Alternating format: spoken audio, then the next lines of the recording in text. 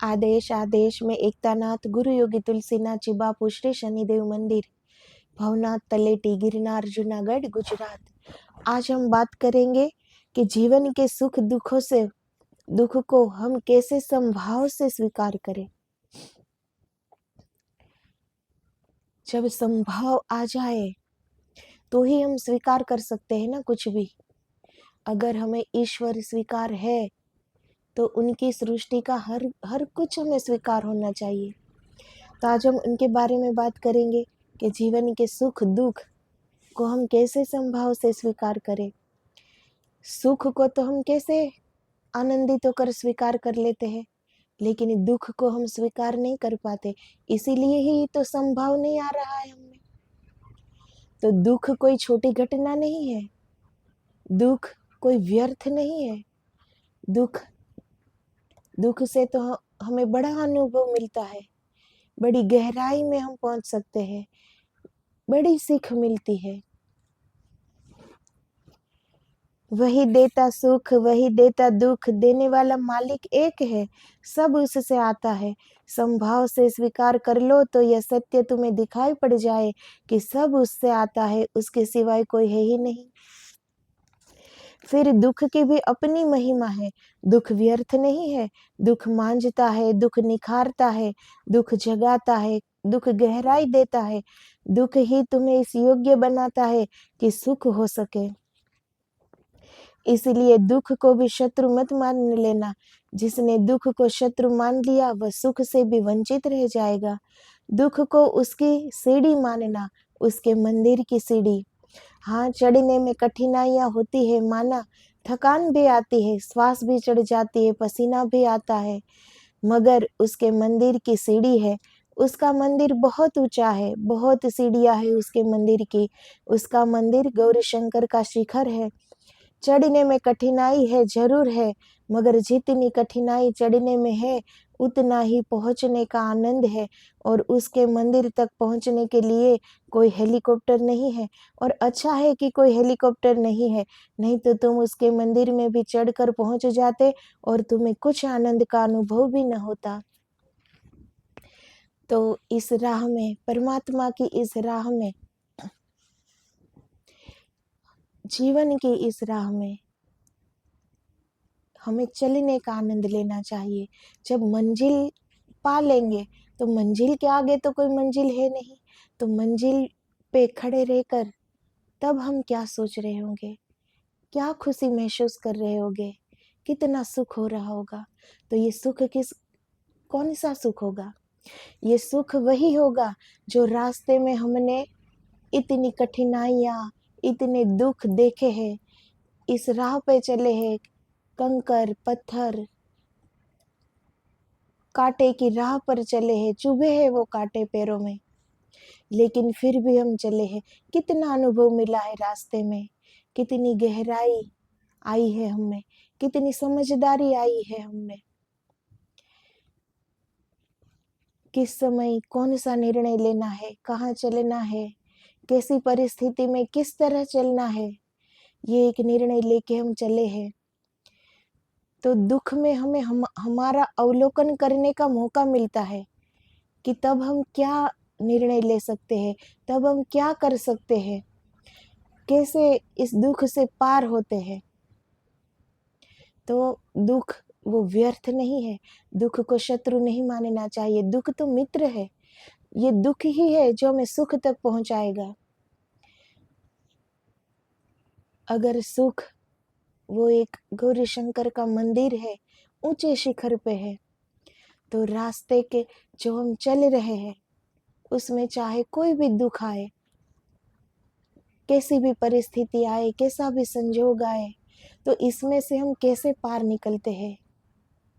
तो इससे हमें हमारी बुद्धि का भी पता चलता है कि इस समय हम क्या सोचते हैं, कैसा निर्णय लेते हैं, क्या कर पाते हैं। इस समय हम हार जाते हैं, थक के बैठ जाते हैं कि चलने का हौसला रखते हैं, तो हमें हमारा अवलोकन करने का मौका मिलता है। तुमने इस बात को ख्याल किया है, जिस चीज को पाने में जितना कष्ट उठाना पड़ता है, उसको पाकर उतना ही आनंद अनुभव होता है। कष्ट के अनुपात में ही जो चीज तुम्हें मुफ्त मिल जाए, उसके लिए तो धन्यवाद देने तक का मन नहीं होता। यही तो हुआ है, तुम्हें जीवन मिला मुफ्त। जरा सोचो, तुमने धन्यवाद दिया किसी को? परमात्मा को धन्यवाद दिया जीवन देने के लिए? मुफ्त मिल गया, क्या देना धन्यवाद, किसको देना धन्यवाद? तो ये जीवन हमें मुफ्त मिल गया है, इसके लिए कभी हमने सोचा है धन्यवाद परमात्मा को दे? जब भी हम आंख बंद करते हैं, परमात्मा के लिए प्रार्थना करते हैं, जब भी हम मंदिर में जाते हैं, तो हम परमात्मा को कुछ मांगने के लिए जाते हैं, नहीं तो कोई फरियाद लेके जाते हैं। कभी धन्यवाद के लिए गए हैं कि हे ईश्वर, आपने मुझे ये जीवन दिया है? क्योंकि जीवन मुफ्त मिला है, तो इनका धन्यवाद भी करना चाहिए। ये कोई सोचता ही नहीं कि इनका भी धन्यवाद करना चाहिए। इसीलिए ही जब दुख आता है, इस दुख से हम घिर जाते हैं, और फिर उसे पार करके जब हम सुख की राह में चलते हैं, वहां पहुंच जाते हैं, तो हम धन्यवाद से भी भर जाते हैं कि कितना कुछ पार करा दिया ईश्वर ने हमें। कितनी विडंबना थी, कितने दुख थे, कितने कष्ट थे, पर सब पार हो गया और आज हम यहाँ पहुंच गए। तो वो जो कष्ट सहकर जो सुख मिला है, इसीलिए वो धन्यवाद हम कहते हैं। लेकिन जो मुफ्त में मिला है, इसीलिए हम परमेश्वर से धन्यवाद नहीं कहते, उल्टा फरियाद करते हैं, उल्टा उनसे और भी मांगने के लिए जाते हैं हम। सिकंदर से एक ज्ञानी ने कहा कि तूने इतना बड़ा साम्राज्य बना लिया, इसका कुछ सार नहीं है, मैं इसे 2 कौड़ी का समझता हूँ। ये एक उदाहरण है और ये एक सत्य बात है। सिकंदर जब हुआ तो एक ज्ञानी ने उनसे कहा कि तेरा इतना बड़ा साम्राज्य मेरे लिए तो 2 कौड़ी का है। सिकंदर बहुत नाराज हो गया। उसने उस फकीर को कहा, इसका तुम्हें ठीक ठीक उत्तर देना होगा, अन्यथा गला कटवा दूंगा। तुमने मेरा अपमान किया है, मेरे जीवन भर का श्रम, और तुम कहते हो कुछ भी नहीं, 2 कौड़ी का है। उस फकीर ने कहा, तो फिर ऐसा समझो कि एक रेगिस्तान में तुम भटक गए हो, प्यास लगी जोर की, तुम मरे जा रहे हो, मैं मौजूद हूँ, मेरे पास मटकी है, पानी भरा हुआ है, स्वच्छ, लेकिन मैं कहता हूँ कि 1 गिलास पानी दूंगा, लेकिन कीमत लूंगा। अगर मैं आधा साम्राज्य तुमसे मांगू, तुम दे सकोगे? सिकंदर ने कहा कि अगर मैं मर रहा हूँ और रेगिस्तान में हूँ और प्यास लगी है, तो आधा क्या, मैं पूरा दे दूंगा। तो उस फकीर ने कहा, बात खत्म हो गई। 1 गिलास कीमत, 1 गिलास पानी की कीमत है तुम्हारे साम्राज्य की, और तुम कहते हो 2 कौड़ी। 2 कौड़ी की भी नहीं है, क्योंकि पानी तो मुफ्त मिलता है।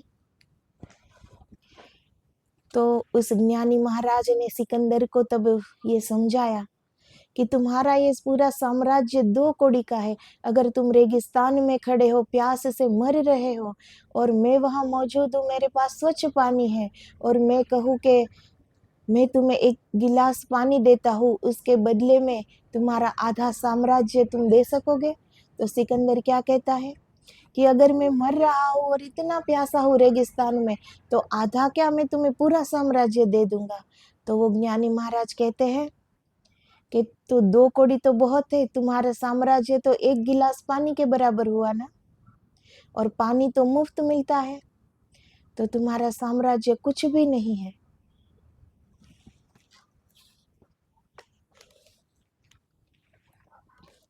जीवन बचाने के लिए सिकंदर अपना पूरा साम्राज्य देने को राजी है, लेकिन तुमने जीवन पाया है, इसके लिए तुमने धन्यवाद दिया। अब जीवन बचाने के लिए तो वो पूरा साम्राज्य देने के लिए तैयार हो गया, लेकिन जो जीवन पाया है वो मुफ्त मिला है, इसीलिए ईश्वर को धन्यवाद हम नहीं कह पाते। धन्यवाद करने की सोचते भी नहीं कभी कि ये जो जीवन मिला है, जो जीवन दिया है परमात्मा ने, उसके लिए हम उन्हें धन्यवाद कहें। बचाने के लिए तो हम कुछ भी कर सकते हैं, इस जीवन को बचाने के लिए। हम सब देख ही रहे हैं आज के समाज में, जीवन को बचाने के लिए क्या कुछ नहीं कर देते लोग। लेकिन जिसने जीवन दिया है, कभी उस जीवन की कीमत की, क्योंकि वो मुफ्त में मिली है।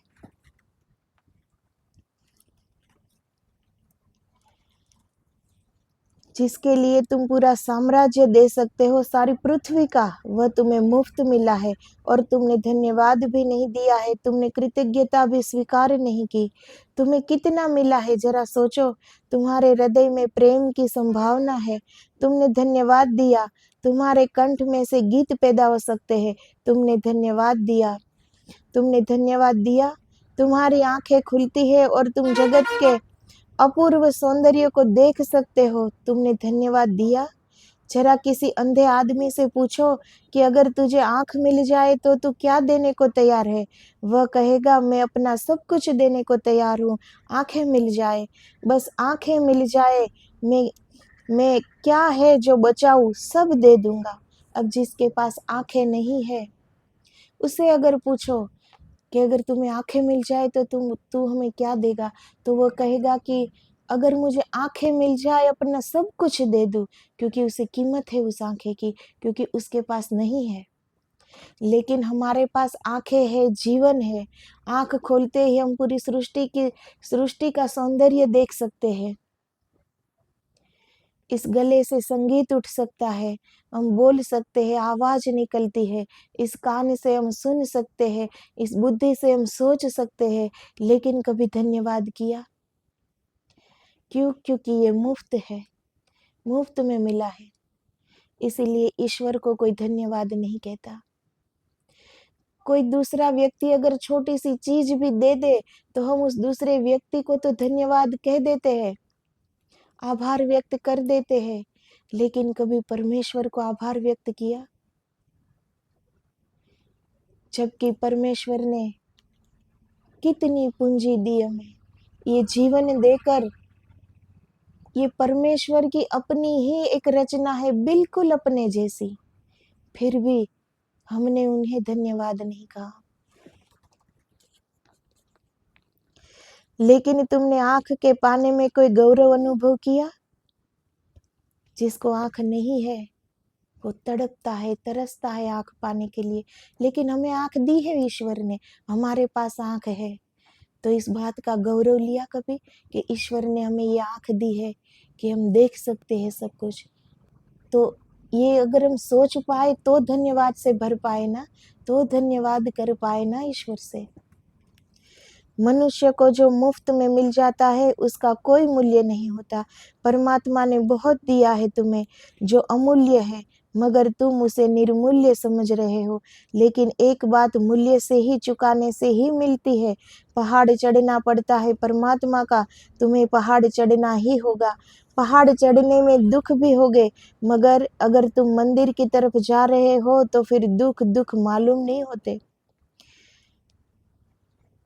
एक सन्यासी हिमालय तीर्थ यात्रा को गया था, थका मांदा, पसीने पसीने, श्वास चढ़ाई है, चढ़ाव भारी है। उसके सामने ही एक पहाड़ी लड़की होगी, कोई 9-10 साल की, अपने छोटे भाई को कंधे पर रखे हुए चढ़ रही है, पसीने से लथपथ है, थकी मांदी। सन्यासी जब पहुंचा उस लड़की के पास तो उसने कहा, बेटी, सहानुभूति के स्वर में, प्रेम के भाव में, कि मैं भी बहुत थक गया हूँ, तू भी बहुत थक गई होगी, कितना बोझ लेकर चढ़ रही है। उस लड़की ने क्रोध से उस सन्यासी की तरफ देखा और कहा, स्वामी जी, बोझ आप लिए हुए हैं, यह मेरा छोटा भाई है, बोझ नहीं। जहाँ प्रेम है वहाँ बोझ नहीं है। हालांकि छोटे भाई को भी तराजू पर रखो तो बोझ निकलेगा, मगर प्रेम के तराजू पर बोझ समाप्त हो गया। तो अगर हमारे हृदय में प्रेम है, सबके प्रति प्रेम है, उसमें कोई भेद नहीं है कि सुख है इसलिए सुख से ही प्रेम है, दुख से भी प्रेम करो, तो फिर सुख दुख अलग नहीं लगेंगे। जैसे इस सन्यासी ने 9-10 साल की उस लड़की को कहा कि देखो मैं भी थक गया हूँ और कंधे पे तुम्हारा भाई ये तुम्हें बोझ लेके चढ़ रही हो तो तुम थक गई होगी। तो लड़की को क्रोध आ जाता है। क्यों? क्योंकि भाई के प्रति उनका प्रेम है कि वो मेरा छोटा भाई है, वो कोई बोझ थोड़ी है। तो वो सन्यासी से कहती है कि बोझ तो आप लिए हुए हैं, मेरे पास तो मेरा छोटा भाई है, वो मेरे लिए बोझ थोड़ी है। तो दुख को भी ऐसे ही समझना चाहिए। दुख से भी प्रेम कर लो तो बोझ नहीं लगेगा, वो भी सुख लगेगा। जैसे उस लड़की को भले ही उसका शरीर थका है, लेकिन वो कितनी आनंदित अंदर से होगी कि मैं मेरे भाई को लेकर जा रही हूँ मंदिर के, पहाड़ चढ़ रही हूँ, हम साथ में दर्शन कर पाएंगे, मैं मेरे भाई को साथ लेकर जा रही हूँ। तो दुख तो है ही, शरीर थका है, सांसें चढ़ गई है, पसीना पसीना हो गई है, पैर दुख रहे होंगे, तो दुख तो है ही पास, लेकिन नजरिया बदल गया कि मेरा भाई है मेरे पास, प्रेम है वहां, इसलिए। तो दुख से भी प्रेम करो, उसे शत्रु मत मानो, तो दुख भी बोझ नहीं लगेगा। जहाँ प्रेम है वहां बोझ नहीं है। हालांकि छोटे भाई को भी तराजू पर रखो तो बोझ निकलेगा, मगर प्रेम के तराजू पर बोझ समाप्त हो गया। प्रेम का जादू देखते हो, गुरुत्वाकर्षण के नियम को खत्म कर दिया प्रेम के जादू ने। स्वामी जी भी अपनी पोटली लिए चढ़ रहे हैं, उस पोटली में भी वजन है, तराजू पर रखोगे तो शायद छोटे भाई के वजन से ज्यादा निकले, लेकिन प्रेम के तराजू पर छोटे भाई में कोई वजन नहीं है। लड़की नाराज हो गई, इस बात से नाराज हो गई कि तुमने मेरे भाई को वजन कहा, वजन आप लिए हैं, यह मेरा छोटा भाई है। तुम अगर परमात्मा के मंदिर की सीढ़ियां चढ़ते वक्त पाओ कि कठिनाई हो रही है, क्या तुम कहोगे यह कठिनाई है? प्यारे के मंदिर की तरफ जाते हो तो फिर कोई कठिनाई नहीं है।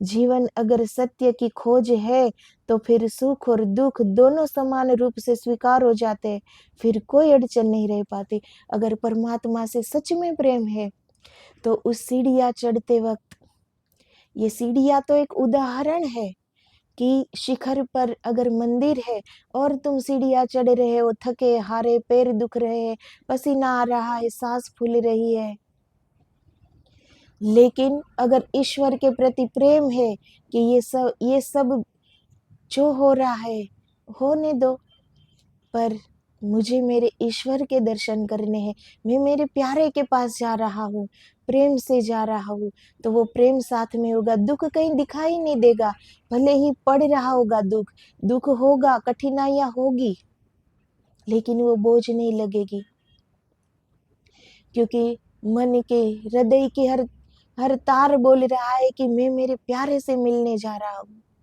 तो ये थकान नहीं लगेगी, और संभाव तभी, समानता तभी आ सकती है। तो इनके लिए जरूरी है कि हृदय प्रेम पूर्ण हो। प्रेम में ही बोझ नहीं होता, प्रेम से भरे हृदय में दुख का भी बोझ नहीं होता, वो दुख दुख लगता ही नहीं जहाँ प्रेम हो।